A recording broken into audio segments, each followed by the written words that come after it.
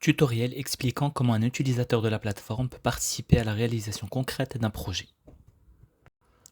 Bonjour à tous. Si vous avez compris comment fonctionne la notion de travail collaboratif qui est le cœur de notre organisation, vous savez que nous comptons sur nos membres pour contribuer à chaque étape des projets que nous réalisons, en partant de l'idée jusqu'à sa réalisation concrète sur le terrain. Au démarrage de chaque projet, il y a une idée, une proposition d'action, comme nous les appelons. Ces idées proviennent toutes de nos membres qui les soumettent via le formulaire de proposition d'action. Vient ensuite la phase d'amélioration de l'idée. Chaque membre de la plateforme a la possibilité de proposer des conseils, des recommandations ou des critiques via les commentaires situés en bas de chaque proposition d'action. Une fois que la phase d'élaboration de la proposition d'action est arrivée à maturité, les propositions qui ont eu le plus de succès, c'est-à-dire qui ont obtenu le plus de likes, sont soumises au vote. Une fois qu'une suggestion de projet a été votée et acceptée par nos membres, elle doit être réalisée. C'est là que commence ce tutoriel. En effet, ce tuto concerne une des parties les plus importantes du fonctionnement de notre organisation, mais qui est aussi l'une des parties les moins explicites. En effet, pour réaliser un projet, nous avons besoin de différentes ressources, de l'argent bien sûr, mais pas seulement. Nous avons aussi besoin de certaines compétences et expertises, mais également d'avoir accès à certains réseaux.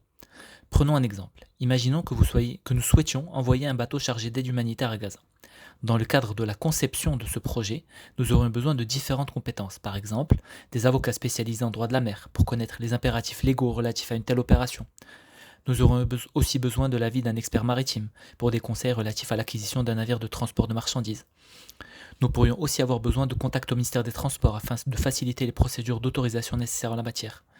Pour cela, nous pourrions bien sûr engager des consultants externes et les rémunérer. Mais dans notre modèle, nous préférons solliciter nos membres pour les intégrer à la réalisation de certains projets.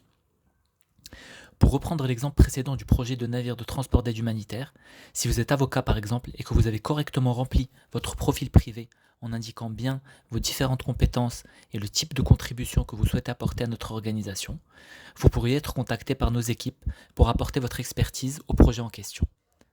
Bien sûr, le fait de cocher une case sur votre profil privé n'équivaut pas à un engagement formel de votre part.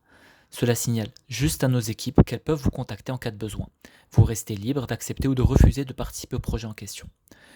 Aussi, j'espère que ce tutoriel vous aura permis de prendre conscience de l'importance de remplir votre profil privé de la façon la plus complète possible, car il s'agit de notre principal outil pour identifier le réservoir de compétences et de contacts disponibles parmi nos membres. Voilà, c'est tout pour ce tutoriel. Je vous remercie de m'avoir écouté. Il ne me reste plus qu'à vous souhaiter une bonne navigation sur notre plateforme.